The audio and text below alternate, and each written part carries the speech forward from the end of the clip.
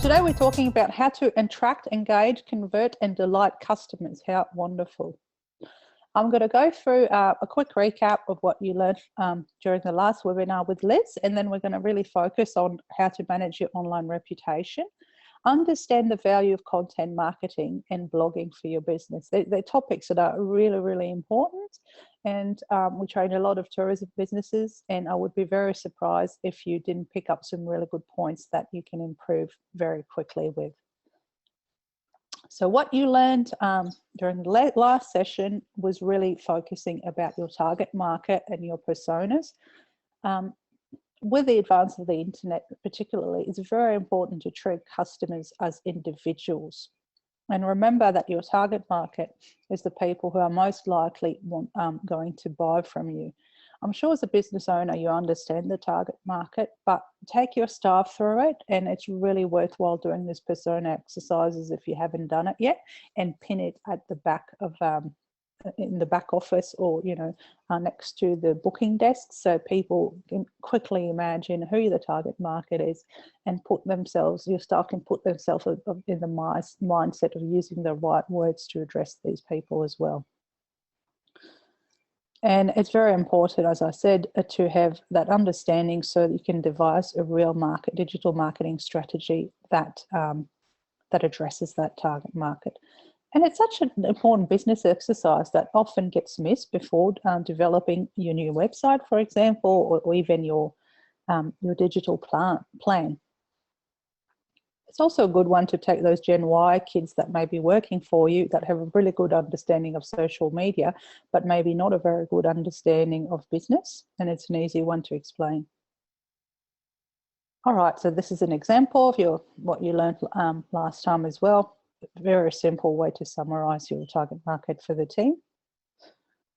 And those personas that I mentioned, it really adds that extra visual layer on top.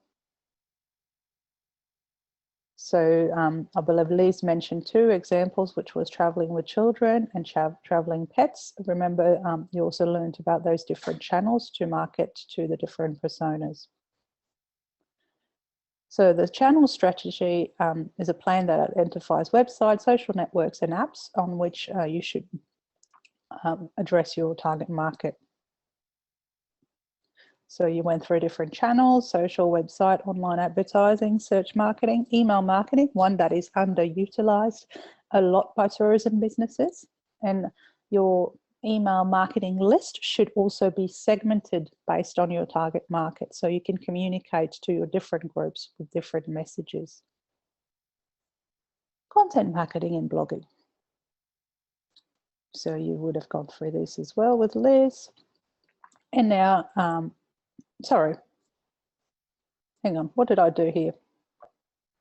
Let me see if I've gone too quickly over something.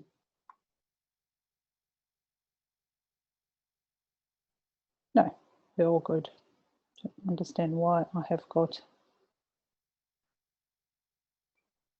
this element. Sorry, the module 1 was going through the module 2. That's why I got confused. Module 2 is managing online reputation.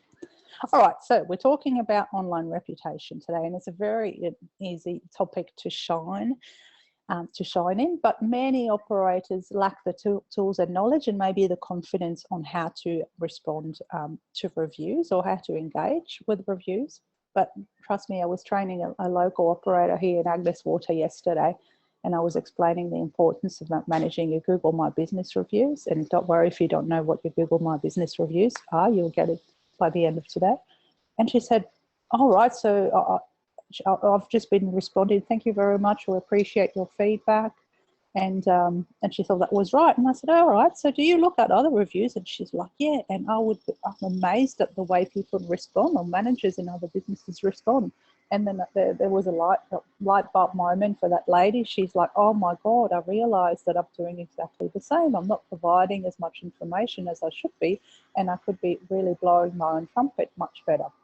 Let me just close. My neighbour started to mow the lawn. There we go. So, two things about your online reputation here. Let me just put that.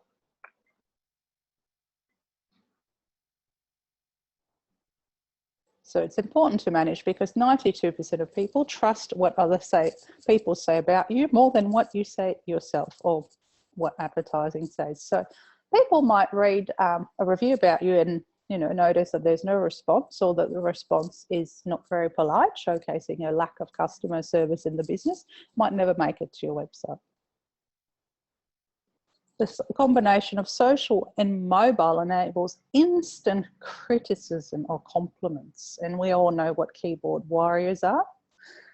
It's just so happens that people prefer to criticize than praise. So to be really successful, you must adopt a culture of transparency. The customer will talk about you regardless. So see feedback as a gift instead of a nuisance. And you can't definitely not afford to participate of social media. If you do not engage, it could ruin you. You could be working so hard on your website and your content strategy, but if there's something online that ranks really well about your business and that is not addressed, it could really kill you before people make it onto your website. 70% of travelers look up at least up to 20 reviews in the planning phase. Can you imagine? And 1 in 3 change their choice based on reviews. And there's a price increase where there's consistently 5 stars. 53% of your target market won't book a hotel if it has 0 reviews. So let's go through a little poll right now to keep you entertained. I would like to know what tools you utilize to monitor and respond to reviews. So if you wouldn't mind ticking the boxes, you can tick more than one. Hope you can all see my poll. Excellent. So by OTA's own systems, I mean like booking.com.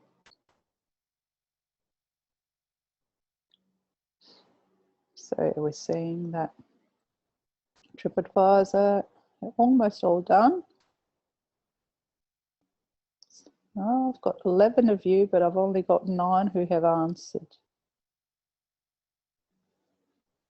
All right, I'll leave it another 5 seconds and see what we have. 9. Okay, I'm ending the poll. I'll show you the results in a tick. Okay, so what we have is TripAdvisor is definitely the one that you use most, followed closely by Facebook. OTA's own systems is very low on the radar, and Google My Business, only half of you utilize it. So that's going to be a really good one to learn, and then we've got a specific webinar on this as well, but I'll start on this today because it could be already making a big difference. All right. Any questions so far? Put it through in the Q&A or in the chat for me. I'm keeping an eye on them.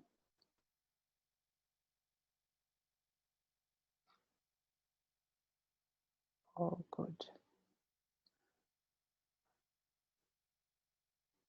Moving on.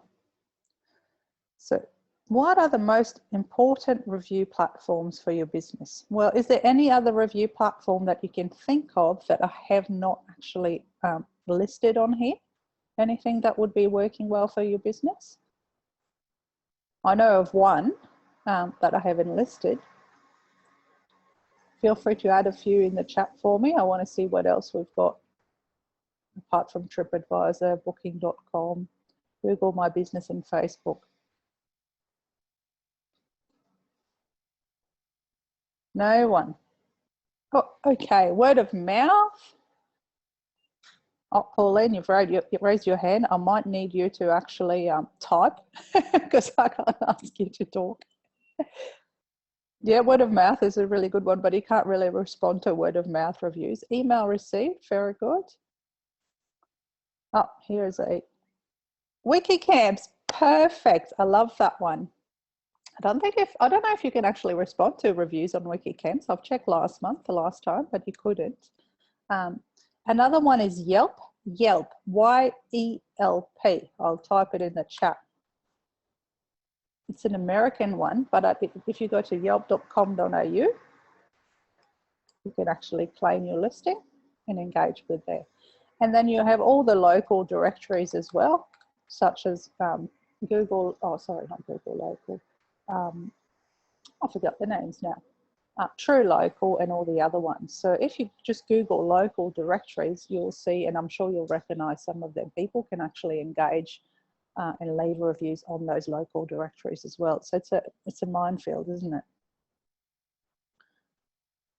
So there's ways to actually monitor what people are saying about you online. There's tools like Review Pro. Anyone using Review Pro to manage their online reputation and their business? Give me a show of hand and I'll have a look. One, or maybe that was Pauline from before. No one using Review Pro? It saves a lot of time. It's actually a really good tool. Oh, Michelle, you are. Excellent. All right, I'll lower your hands. Hootsuite. Oh, sorry. Google Alerts. Social Search. I'll get you to do some homework on that one in a minute. And there's another list there of 69 free social media monitoring tools. But Google Alerts is a simple one that works quite well already. If you don't know what Google Alerts is, head to the Google Hub in Tourism Tribe and there's instructions on how to set up. But it pretty much sends you an email to an inbox every time there's a new mention about you or your business name or whatever keyword you put in there. All right. So this is Social Searcher. I've put the URL underneath here for you. And you'll be able to go and search for your business name. I find that if you search for the hashtag, it works better. So you can also search for your area. So that's one for you for homework.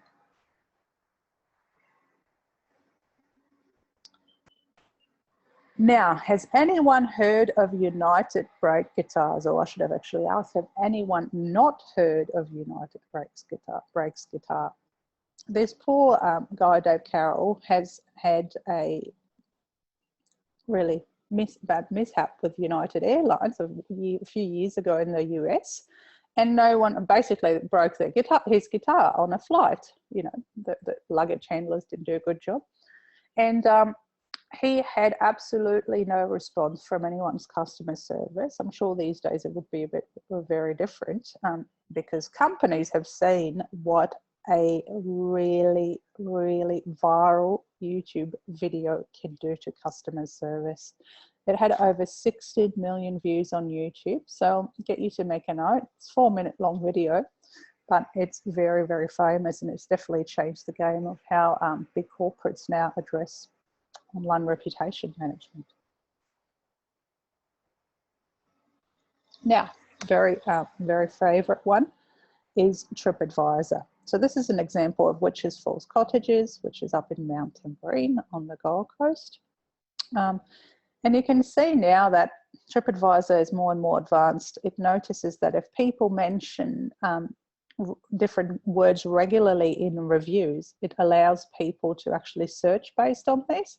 So by Google, look, even if I don't know Witches Falls Cottages, I go and look at their TripAdvisor profile, I realise, oh my God, there's freshly baked bread and you can have a barbecue dinner and the breakfast is delivered and there's wineries, you know, an iPod dock and a double spa. My goodness, it gives me a really good picture of what the business is about without even looking at the reviews. Even has Daniela there. She's obviously the owner of the bed and breakfast, and people actually remember her by her name because she must have delivered great service. If you haven't had a look at that on your listing, take a look and see if you're surprised. TripAdvisor and Google and everyone encourages to respond not only to negative reviews, but to positive reviews as well. And here is an example of a nice response to a positive review.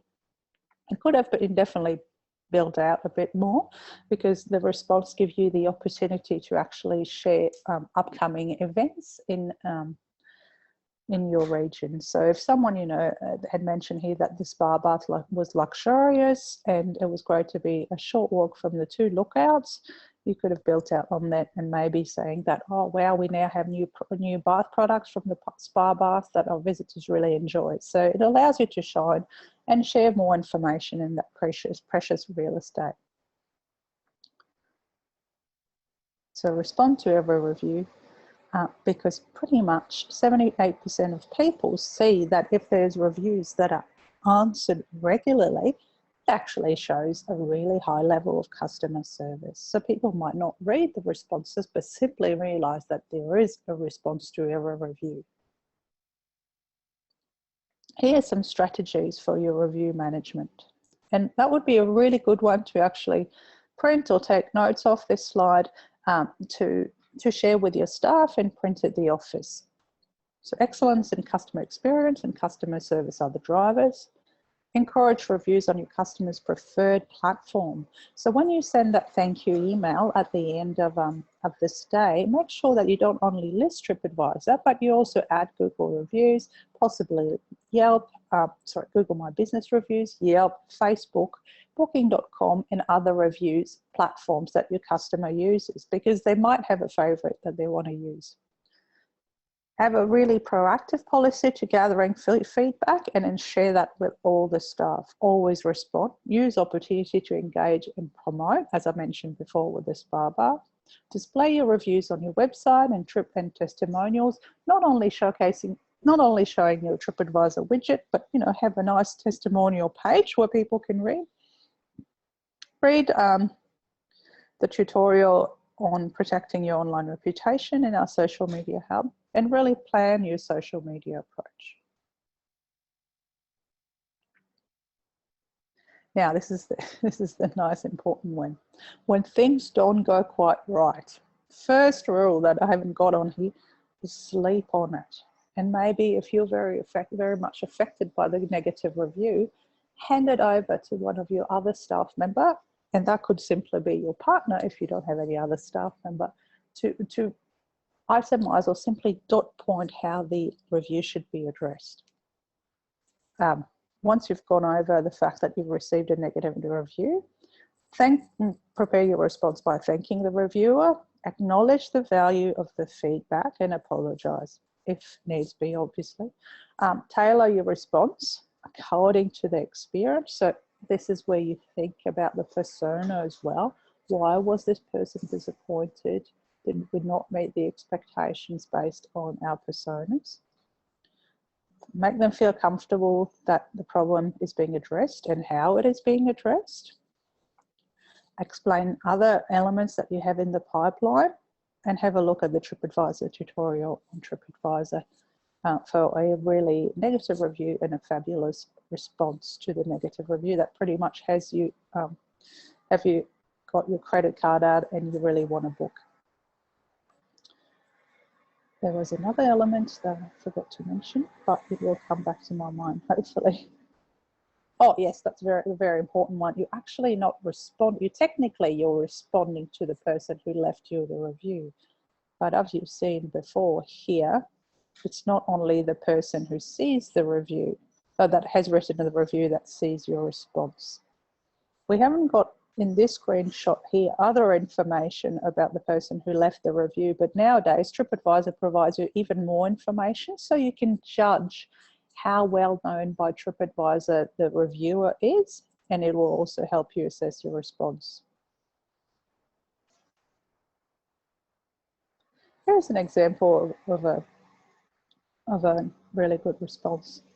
Was very disappointed to read your experience during our stay with us. Whilst an apology will regularly not alter the outcome of your experience on this occasion, I do extend it with all sincerity. Really nice professional wording here. Maybe make a note of this one.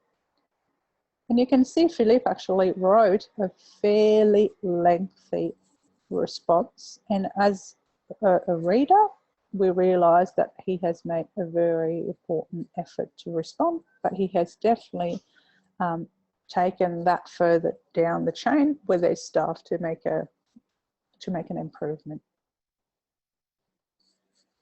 Now, Google My Business listing. So here I would like a show of hand first of who actually has claimed their Google My Business listing. By claiming, it means you have full access to, Pauline, well done, full access to your listing are able to manage photos, have received the postcard if it needed to be verified. Ooh, I've only got 2. By the end of this afternoon, I'm sure I'm going to have more than this. All right, so Google My Business. If you actually take your, well, what I'll do is I'll stop sharing this and I will give you a quick demo.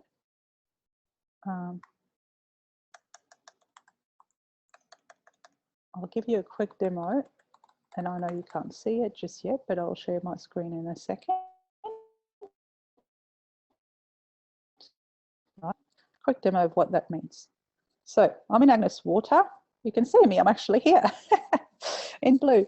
All right, so I live in Agnes Water, but let's say our guests to town every morning, they're going for coffee or a good feed, and they are on their computer or on their smartphone, and a very similar layout comes up, and they look for a cafe in Agnes Water. Now, 3 options are served here, and you can see before I scroll down, this is called above the fold. This is all managed from your Google My Business listing. So I'd like you to take a second utilizing the chat now and tell me which one you would be clicking on and why. Oh, Kira, I'm not able to copy and paste the response because it was actually a picture, I'm sorry, but you will have access to the slides. So let me know which one of these coffee shop you would be clicking on and why. So out of Getaway, Madonna's and Holidays Cafe. I'm dying for coffee, I don't know about you. No one's letting me know which one you'd be clicking on if you're a visitor to Agnes Water.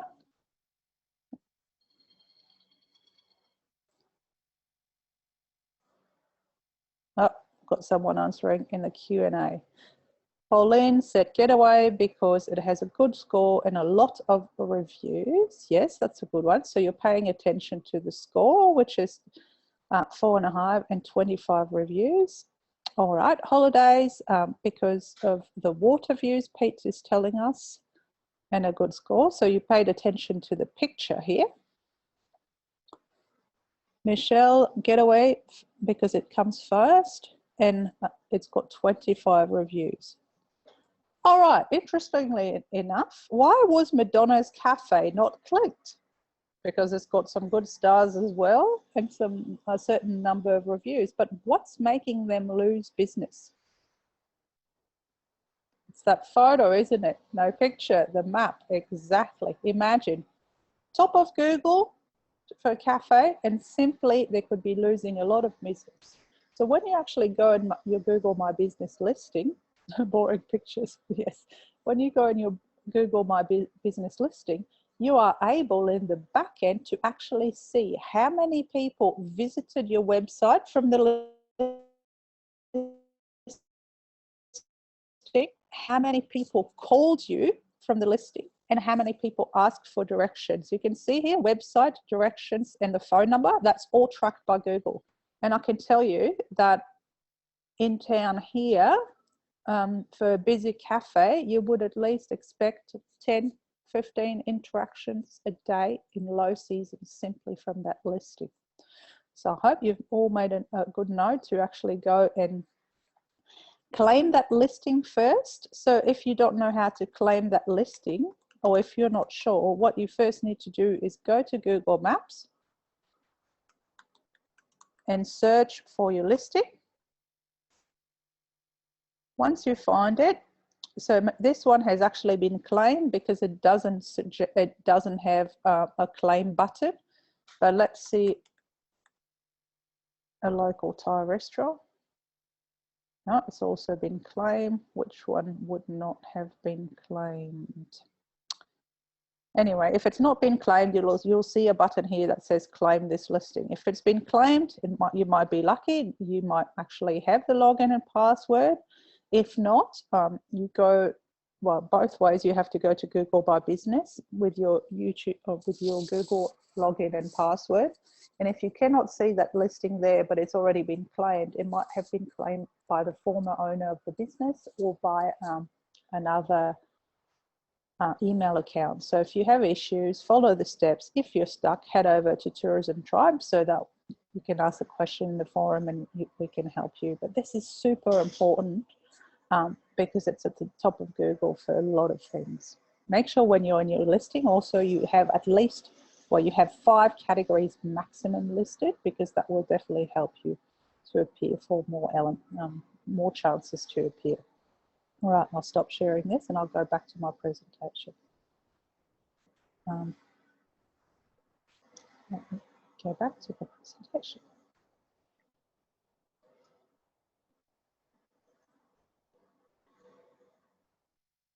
So really important, and while I was on the topic of answering reviews, if you haven't noticed yet, you can actually answer all reviews in Google My Business. So this is the example of Witches Falls Cottages. Now what Google My Business has done, as well as just taking into consideration your own responses and reviews to Google My Business only, it actually even pulls reviews from Facebook, booking.com, and showcases that on that listing here if you were to actually scroll down a bit better. So definitely add Google My Business as a really important platform to get people to leave your reviews and respond to reviews, because it's at the top of Google and the majority of the searches still start on Google. All right, next one, we're actually looking at the value of content marketing. So we're closing the online review management chapter and looking at content and how much it can help your business. So there's this definition here. Digital marketing, first and foremost, is communicating via devices and technology regardless of being online. Online marketing is communicating online. And the key difference with content marketing is really a strategic approach that focuses on your clearly defined audience. So it's creating content that will speak to your audience, and this audience is the personas and the segments and the target market that you talked about in the last session with Liz. So I've added the target word here, but it's giving your target customers genuinely useful information at each stage of the purchase journey. Content is still king, customer is the emperor. Content is a key driver to search results. Content marketing is generally, when we talk about content marketing, it's about creating extra content on your website that will attract search engines. And a well-planned content approach is the basis of social media success. You can see content here is at the very center of your digital marketing strategy. Without content, you are going to have without new, fresh content, you're going to have a lot of difficulties to rank on Google. So your content marketing is built on a clear understanding of 2 strategic pillars: your customer personas, including demographics, behavior, like and dislike, and the customer's buying journey. So by aligning that content that you publish with your customer's interest, you naturally attract inbound traffic that you can then engage, convert, and delight over time. And this is the customer's journey, if you haven't seen it before. The purchase process of travel has got different stages. Your consumer will dream about travel, then plan, then book, then experience and advocates. So during this stage here, you're focusing on attracting them, then you engage them, then you convert, and then you delight. So the different pieces of content that you'll be crafting should not only meet the needs of your target market, but should also meet the needs that they have at different stages of the purchase process. If we look at all the different types of content marketing that we have here, so think about social media up here, blogs, mobile, virtual conferences, ebooks, print newsletters. There's all sorts of tools that you can use. The key ones for tourism are still social media, email newsletters. So if you're not doing as much as you should be doing, you're missing out. Blogs and videos. And we see that in the tourism industry, videos are really an underutilized type of content. Anyone seen this one? I urge you to go and look at it online. You can just Google butterfly takes over koala. It's a winning video in Tourism Australia's recent image competition. And it really went viral. You can see how many views it's had. And it went viral because of the emotion that is invoked. It's super cute, always gets a reaction. Imagine if that was you. You'd want to make sure you've actually got the link to your website address down there in the comments or in the description. So video is really underutilized. I'd like it if you could give me a show of hand of how many of you are actually doing, give me a show of hand of how many of you have got a YouTube video that is embedded on your website about your business. Pauline, Kelly, Kira, Chris, oh, you're fabulous. Has anyone had Queensland Weekender come to your business? Or a show like this? Yeah. Who's had a show come and visit your business? Good. Now I'll get you to lower the heads. Now, have you asked Queensland Weekender for the video to embed it on, put it on YouTube and embed it on your website? Because that's a really good way of getting some new content. No. Who's going to contact Queensland Weekender or a similar show to get that video? I know they'll charge you a little bit. Let me see. Pete, you said we 2 or 3, but I don't know what you mean. Maybe that was what I was talking before. Oh, you have 2 or 3 videos. Excellent. So it's a bit tricky to, you know, you might think, oh my God, I have to do a video, but you can just take a video yourself with your smartphone. It's the most genuine things that work well. And there is also a, there's iMovie for iPhones, and there'll be another similar tool for Samsungs and hybrid phones, where you can easily create a small video on your phone, and it really works well. Lizard did a demo at a session the other day. It will take you 2 or 3 minutes, and the beauty of it is you can actually also make a video of your photos with Ken Burns effect. So give it a crack, download iMovie for iPhones or another similar one for smartphone, and you can try and make your own video. Right, so there's other types of, well, in content, there's a few different references of terms that I'd like to clarify. You might have heard about paid media. So this is a traditional advertising. Owned media, which is your own platforms, your own blog, your own business page, used to be called fan page. And then there's that word of mouth, earned media. And this is really where you have your super fans.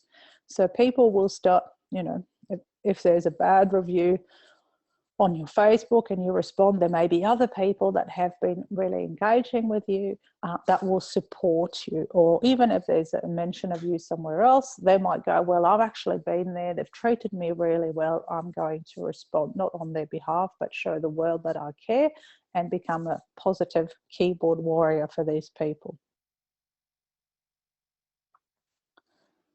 So I want to now show you an example. Remember, blog content I was mentioning is critical, and I'll tell you why.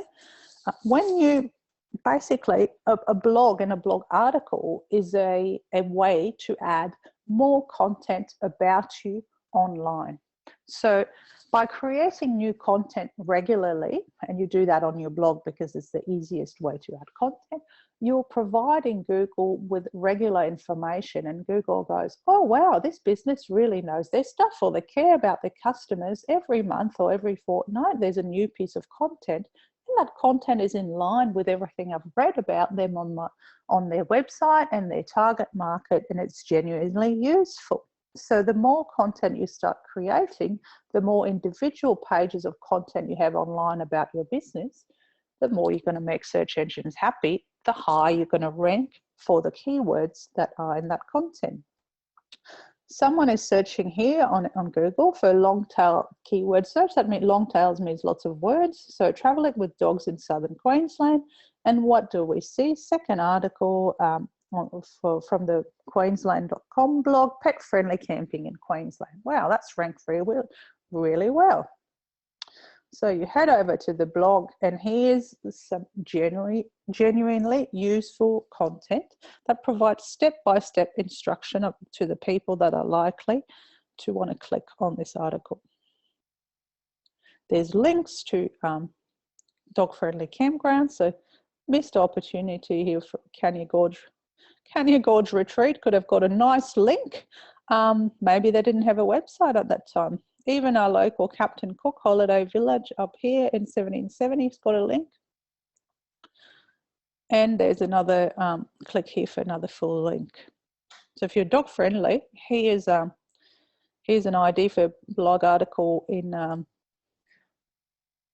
your website. And if you're a tour business and people want to come on to visit you, but they may have a furry little animal with them, maybe it could be worthwhile letting them know where they could leave their pet while they go on your boat tour or something else. So think about now, and you can make some notes in your action plan. What has been some genuinely useful content that you've enjoyed? So don't think about your business, but think about content you've enjoyed reading, because you are someone else's target market. And keep a swipe file of ideas that you find online. You know, could be the good old book there, or it could be your Evernote if you're a bit more sophisticated. It could be a team effort at your staff meeting.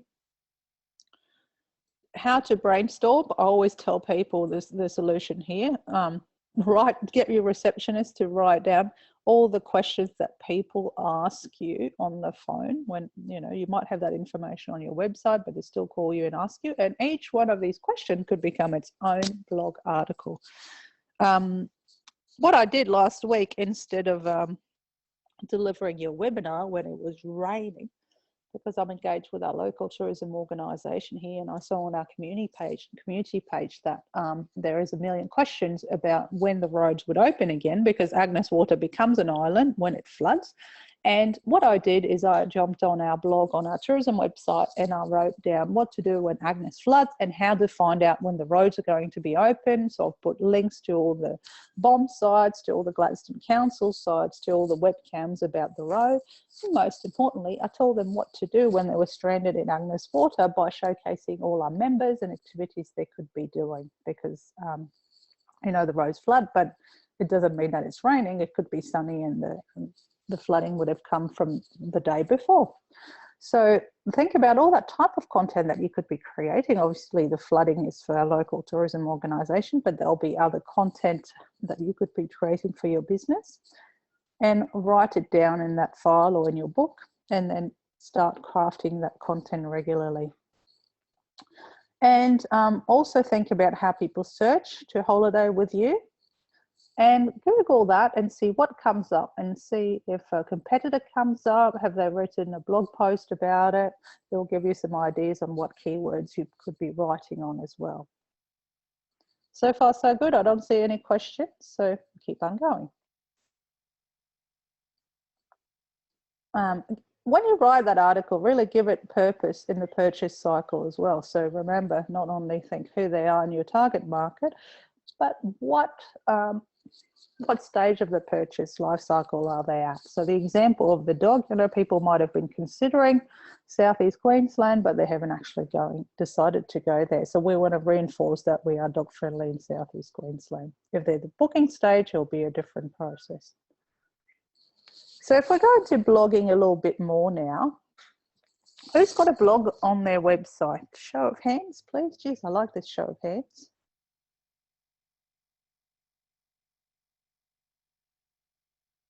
2 out of 12.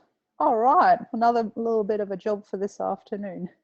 So basically your blog is a news section on your website, and the technical thing about it is that it can, if you look at my hands here, basically you've got your menu, and then you've got blog or news, and it's nice that all your articles are nicely displayed under one another, instead of adding another menu item all the time. And the key with the blog is people that come to your website may not scroll down through all your blog posts, but people might come to your website because they've searched for something on Google and your blog article actually showed up with that information. So the content on your blog is generally an entry to your website more so than something that people will go to once they're on your website, especially if it's an older post. What you can use it as well though, because you're going to have such crucial piece of information on your blog for your business, you can actually utilize those links to send people more information once they inquire via email. Or you can put those links in your confirmation email to provide people with more information prior to their stay. So it really drives long-term results. And you know, if you start blogging in a few months' time, you might have 5 pages on your website, and in a few months' time, you might have 15. So imagine how your online footprint is going to grow. Definitely helps convert traffic into leads if you add lead generation elements to every blog post. And it helps you establish thought leadership and authority, really. Here's an example of back to work blues, how a crush landed my way into a new holiday from Mackay region. Now, in terms of the technical side of things, if you currently have a website, if your website is a WordPress website, that is basically a state-of-the-art blogging platform. So if you're on WordPress, but you don't really see a blog, talk to your web developer. It probably is the matter of ticking a box or two so your blog appears and you can start blogging. If you are on another platform, it might be a little bit more difficult to add a blog. So you might want to set up a separate blog attached to your domain.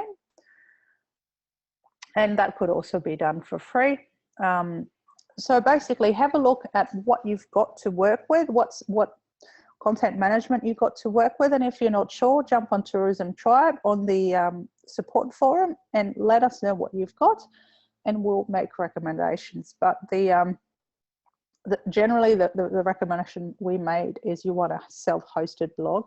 That means that it can be, it's not a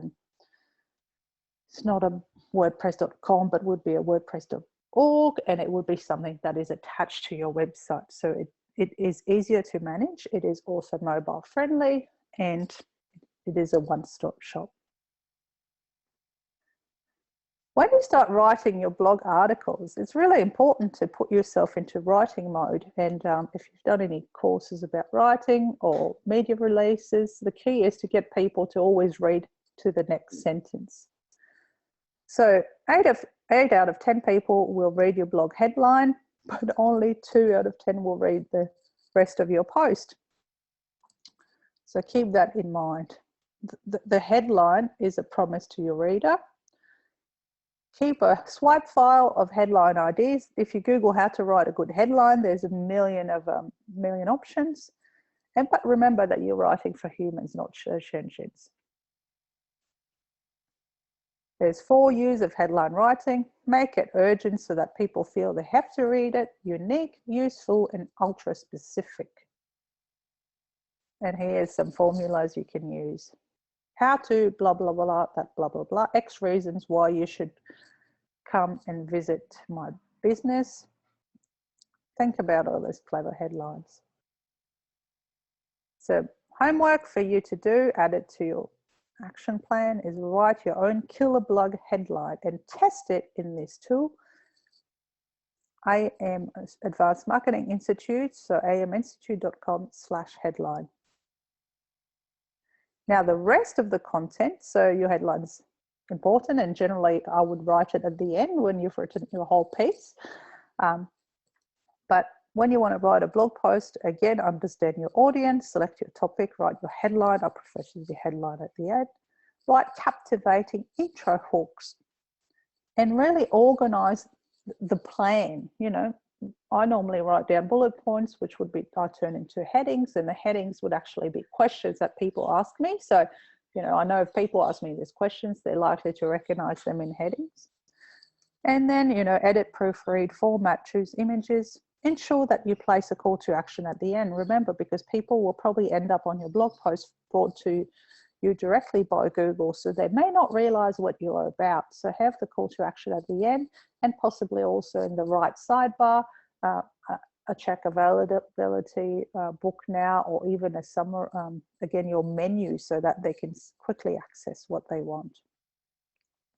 If we look at the structure of a blog post, so piece of paper, the whole orange thing here, catchy headline with a good picture, an introduction, your main point. So this main point is the meaty content. I'd like you to use a heading and a paragraph for each one of the main point, and sprinkle some bullet points throughout, bold, and also images. Important note here in terms of optimizing that for search engines, when you write your heading, don't go and make that heading bigger and bolder by using the bold button or the bigger font. I would like you to utilize the built-in tools in your content management system called heading 2 or 3 or 4, because that actually will put a special code to it to make Google understand it's a heading. If you make it bolder and bigger, it doesn't actually work like that for Google.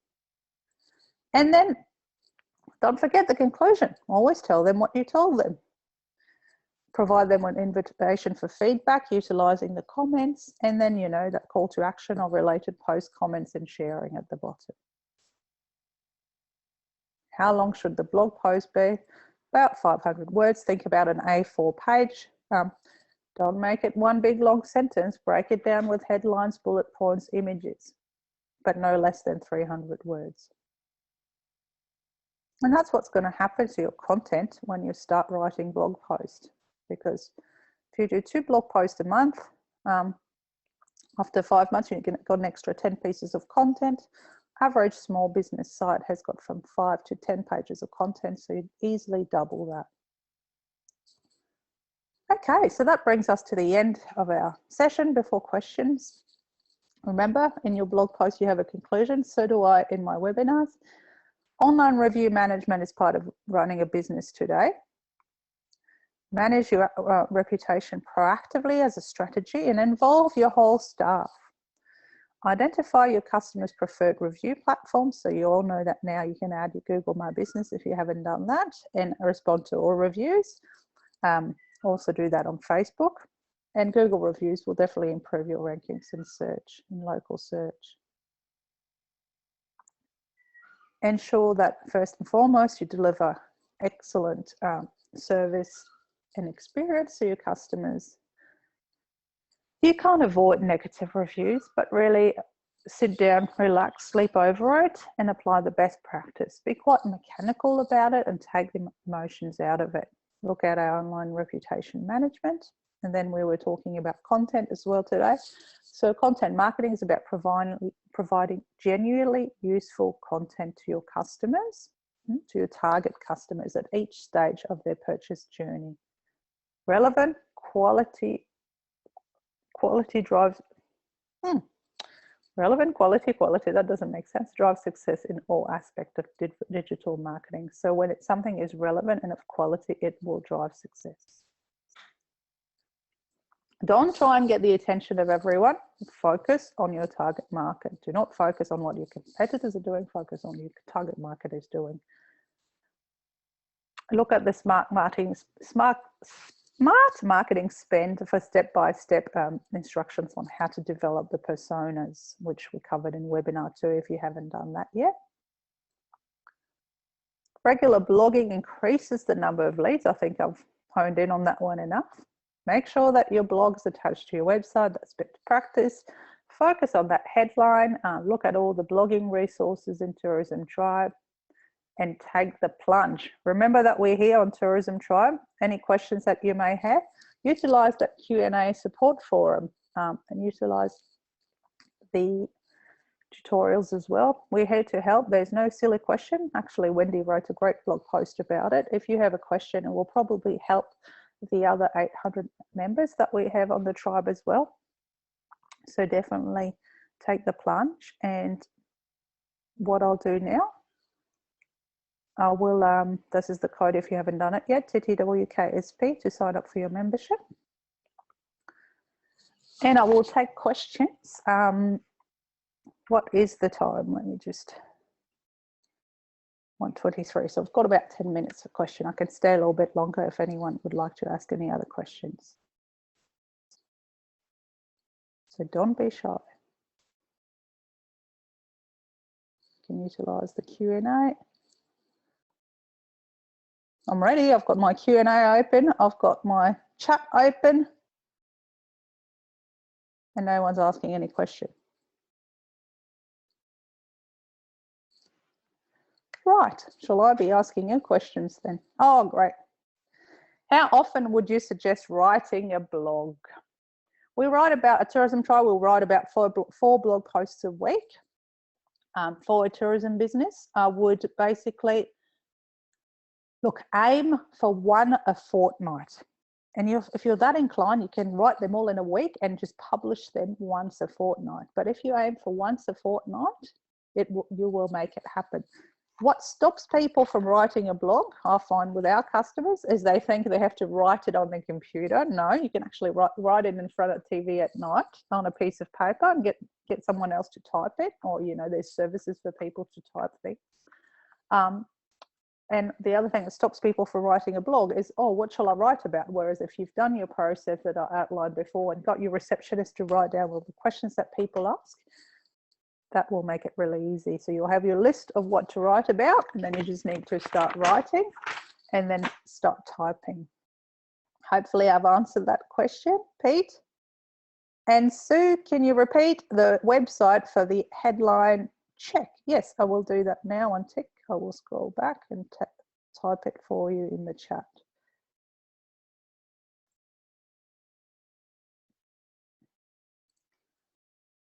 There it is. Oh, I'm actually typed in the wrong one. Oh no, that has actually not typed it for everyone. Let me just get back in the chat and I'll do it in the chat instead of the Q&A. There we go.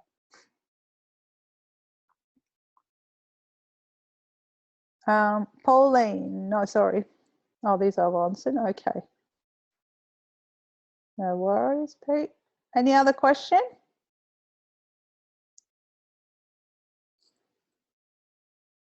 What can you see in your Google My Business statistics? Anyone can tell me?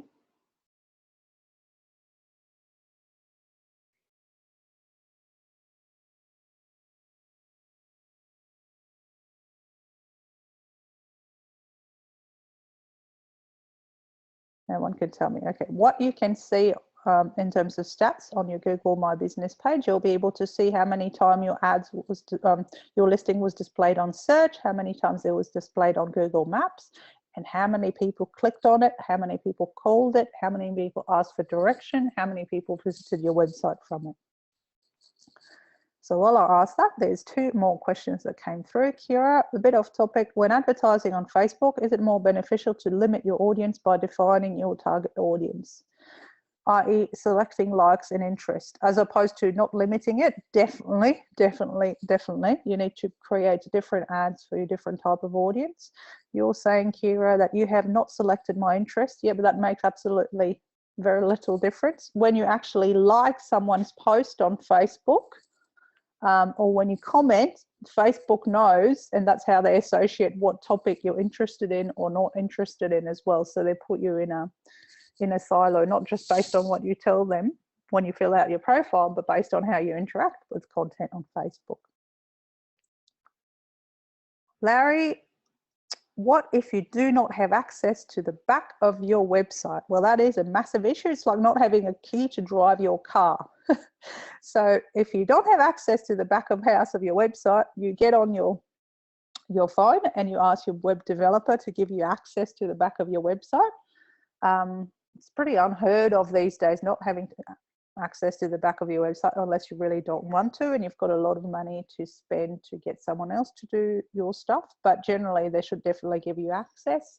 And these days, it's really not like learning how to drive a space shuttle anymore. It's very simple to manage the back end of your website. If you feel like you're not confident enough, invest an hour of your web developer's time to give you training. You can utilize Zoom like this or Google Hangouts. They don't have to actually come to you, or you can even watch videos. It's a tool that you absolutely need to understand how to use. So hopefully I've answered that one. Larry, do you know what your website URL is? I can tell you if it's WordPress. if you tell me what it is.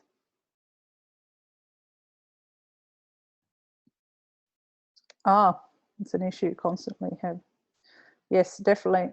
You wouldn't be able to do your job properly if you don't have access to it, or at least try and start sending them a lot of content and get them to post it and see what happens. I've seen major dramas in terms of website. Like I was training a customer in Tasmania the other day. She didn't have access to the back of house. She asked for access and suddenly there was absolutely no SEO settings, because every piece of content you need to be able to edit the page title and description for Google. That wasn't even set up. She had to go back to her web developer, who she realized was in India and was saying yes, but was actually doing nothing. So you're going to be really limited if you haven't got access. And sometimes it's best to cut your losses if it doesn't work and get your website quickly translated into a WordPress site. It doesn't take that long and it doesn't have to be that expensive.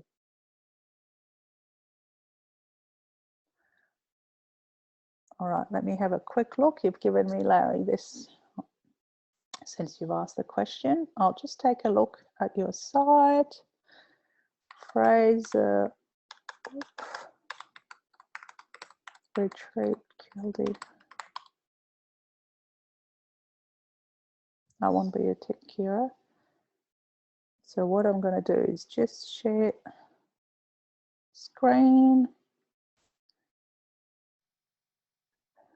Let's see. Always try a few tricks. Yeah, okay, guess what? Your website, Larry, is WordPress, so you can definitely have access to it. All that needs to happen is you need to ask to be made at least an editor or an administrator of the website. But this tells me here that you're on WordPress. So don't lose your hope there. It's just a matter of doing a bit of, I guess, politics to make sure you have access to it. And because it's WordPress, we don't seem to have a blog here, but it can be easily set up. So you'll first need to have a blog set up so you can start writing this content.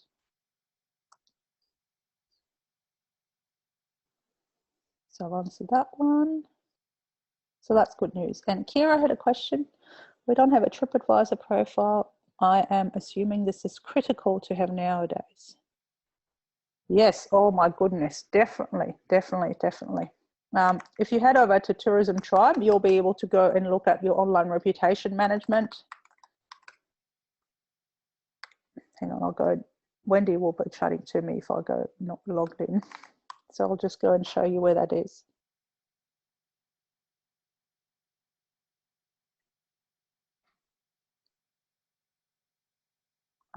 Sorry. And you can basically just go here, online reputation. Keep in mind, I'm not logged in, so you might not see everything. But once you're logged in, you just head over there and there's heaps and heaps of resources about how to manage your online reputation. And what you can see here, there's actually also forum questions that people have asked that you can read as well. So it's all served to you on a golden platter. Make the most of it and ask questions yourself down here. Basically, once you're logged in, a little box will appear so that you can ask a question as well about TripAdvisor. You're welcome. I think we're done. I'll take a last question if there's one.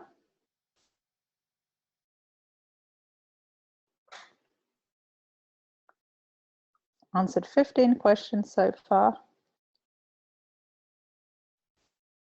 No, all good. All right, so next time you'll be talking about making sure, make your business stand out on Google, not make. So you may have already jumped into your Google My Business listing, which we'll be talking about how to optimize it further. And we'll be talking about how to optimize your website and understand how search works. Oh, sorry, Larry, your internet is unstable. That's all right. I was telling you that you have a WordPress site. I've checked, and just talk to the owners or someone so that you can, if in your role you have to actually work on creating content, it's important that you are made an editor of the website. And because it's WordPress, I'm confident they should be able to do that, and they can automatically back up the site every day. So if there's any issue, they can recover it. If that's the issue, why they don't want to share it with you. All right, thanks very much, everyone. Excellent. I hope this was very useful. Give me a hands up if it was, because I always find it tricky not seeing everyone's faces and being able to judge. And thank you again for being able to reschedule to today. And remember, ask questions in Tourism Tribe. That's why we're here, and we get really excited when people have questions and we can help them. All right, have a beautiful afternoon, and talk to you next time. Bye.